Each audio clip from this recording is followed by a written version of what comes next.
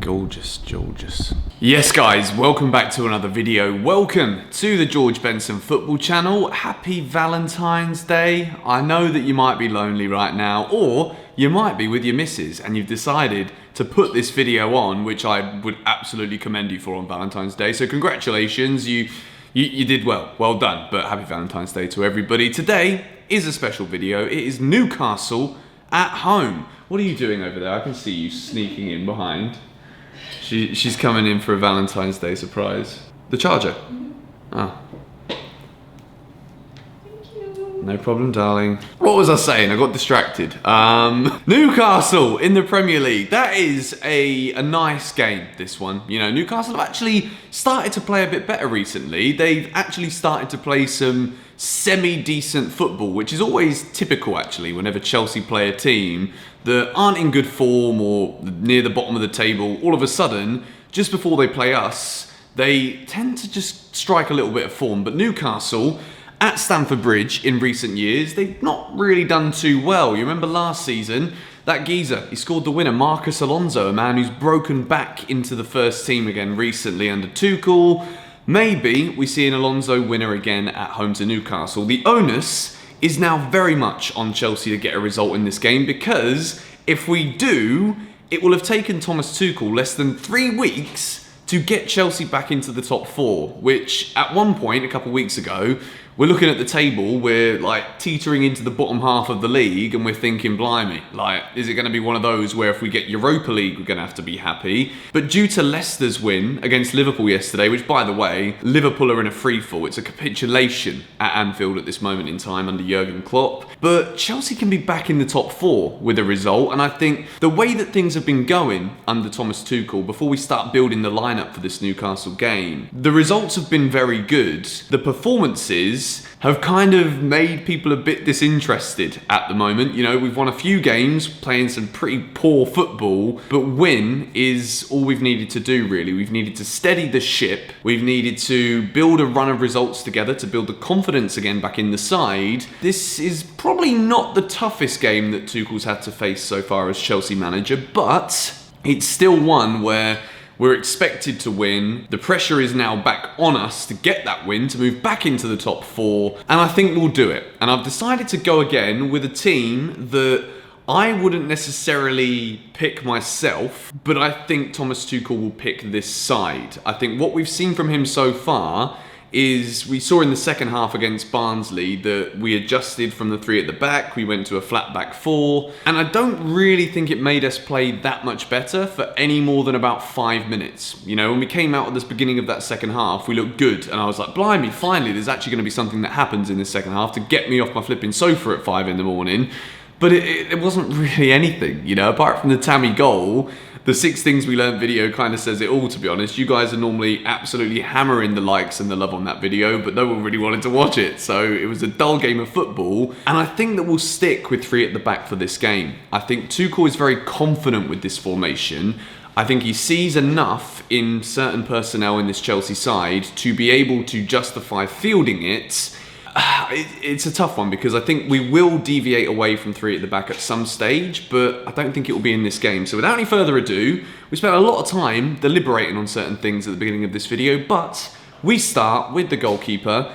And despite a very good performance from Kepa against Barnsley, Edouard Mendy comes back into the starting 11 for this one. I think it is pretty much a no-brainer now that he's been keeping a lot of clean sheets as well since Tuchel came in, so it would be unfair, based off of one Kepa save in an FA Cup 5th round tie, for Mendy to lose his Premier League place at this point. So Mendy starts in goal.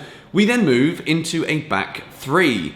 And because Thiago Silva is still ruled out of this game, which is a little bit frustrating, we have gone with the back 3 of Cesar Azpilicueta on the right centre-back, Christensen and Rudiger, which again, it's still a back line that doesn't fill me with the most confidence. The news has come out that Bayern Munich have secured the signature of Upamecano from the summer, so Chelsea might be looking at maybe bringing in Ampadu back, Gerhi back, or maybe potentially buying another centre-half.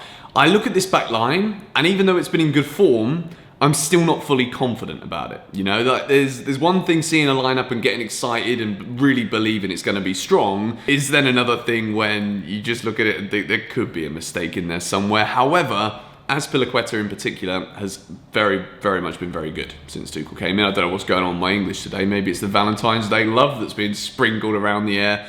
But we move into the two wing-backs, particularly the right... I can't believe I'm saying this. The left wing-back is Alonso, just because it seems to be the preferred choice of Thomas Tuchel at the moment.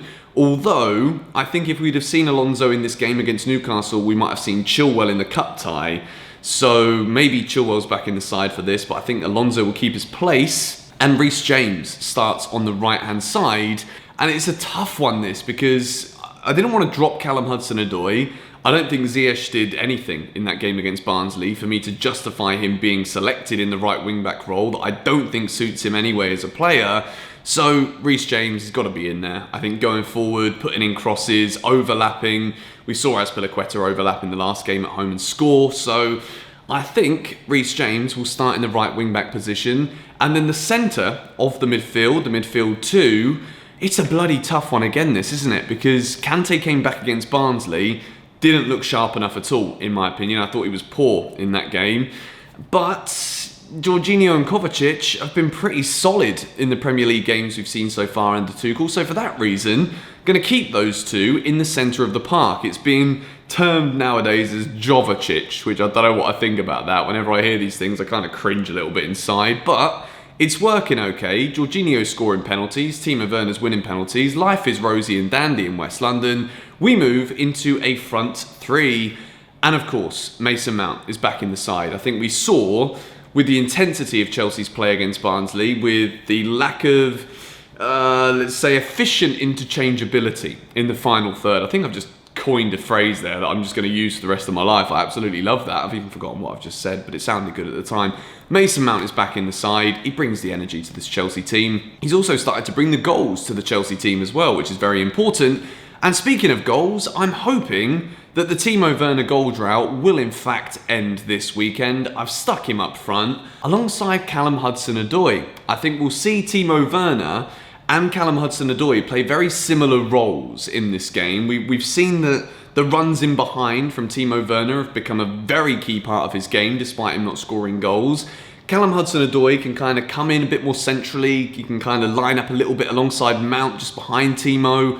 And I think this could work very well indeed. I think we could see Hudson-Odoi in almost like a false nine, with Timo Werner continuing to make those runs in behind. I think it could be a very interesting attack, this, for Chelsea.